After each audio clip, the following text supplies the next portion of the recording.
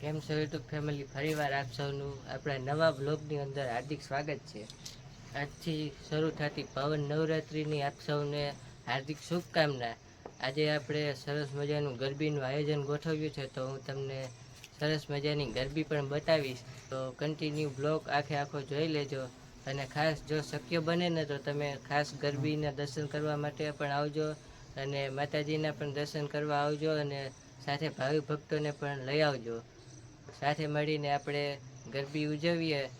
અને નવરાત્રિનો પાવન પર્વ કહેવાય કે માતાજીની આરાધના કરવાનો એકમાત્ર 9 દિવસનો ટાઈમ હોય છે. તે સમય દરમિયાન આપણાથી જે કાંઈ ભૂલ કે એવું કંઈ થઈ ગયું હોય તો આપણે માફી માંગી શકીએ. એટલા માટે ખાસ નવરાત્રિનો પાવન પર્વ હોય છે, તો આપણે આરાધના 9 દિવસ માટે ખાસ માતાજીની આરાધના કરતા હોય. તો સાથે મળીને આપણે માતાજીની આરાધના પણ કરશું અને ગરબીનું આનંદ પણ લેશું. તો જય અંબે માં બધાને.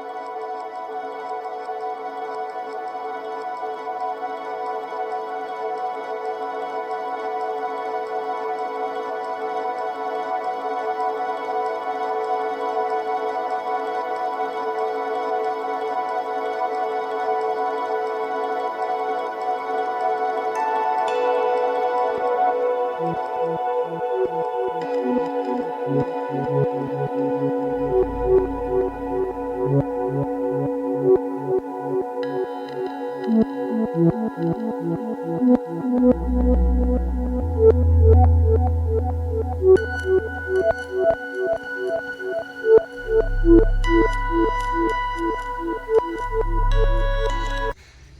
વિડીયો સારો લાગ્યો હોય તો લાઈક, શેર તેમજ આપના મિત્રોને શેર અવશ્ય કરજો, જેથી કરીને તેઓ પણ ગરબીનો આનંદ લઈ શકે. ને જો તમારે અમારી ગરબીનો લાવો લેવો હોય ને ગરબી જોવી હોય તો એડ્રેસ છે હરભળે સોસાયટી, કૃષ્ણા પાર્ક અને વસરામ મંદિર.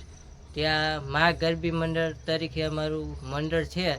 તો ખાસ બધા પધારજો અને નવરાત્રિમાં એક આંટો મારજો એટલે તમને ખૂબ સારું લાગશે. આવનારા દિવસોમાં તમને ગરબીની અંદર આપણે નાટક પણ કરતા હોઈએ છીએ, તો તે નાટક પણ તમને જોવા મળશે. આવનારા દિવસોમાં ઘણી બધી લાણી અને એવું બધું ઘણું હોય છે આપણી ગરબીમાં. આજે પ્રથમ દિવસ હતો, તે નિમિત્તે ઘણું બધું આવ્યું હતું. તેમાં પવનસુત હનુમાનજી જેલ ચોક તરફથી 10 દિવસ માટે પ્રસાદીનું પણ આયોજન કરેલું છે. તો એવું માતાજી તેઓ જેલ ચોક મિત્ર મંડળને હર હંમેશ માટે ખુશ રાખે એવી આપણે આશા રાખીએ છીએ કે માતાજીના પાવન નવરાત્રિ દરમિયાન જે કોઈ પ્રસાદી દેવા ઈચ્છતા હોય તે લોકો પ્રસાદી દેવા મા ગરબી મંડળનો સંપર્ક કરે, અથવા તો આપણી નજીકમાં પ્રોવિઝન સ્ટોર છે, મામાની મોજ પ્રોવિઝન સ્ટોર કરીને આપણી દુકાન છે, તો ત્યાં આવીને પણ ગરબીની અંદર પ્રસાદી તેમજ લાણી લખાવી શકે છે. તો ખાસ બધા પધારજો અને ગરબીનો લાવો લ્યો. 10 દિવસની અંદર એકવાર આવજો. આપણે એકમ એટલે કે વડવેરથી દશમ દશેરાના દિવસ સુધી આપણે ગરબી ચલાવીએ છીએ. તો ખાસ બધા પધારજો. જય અંબે માં.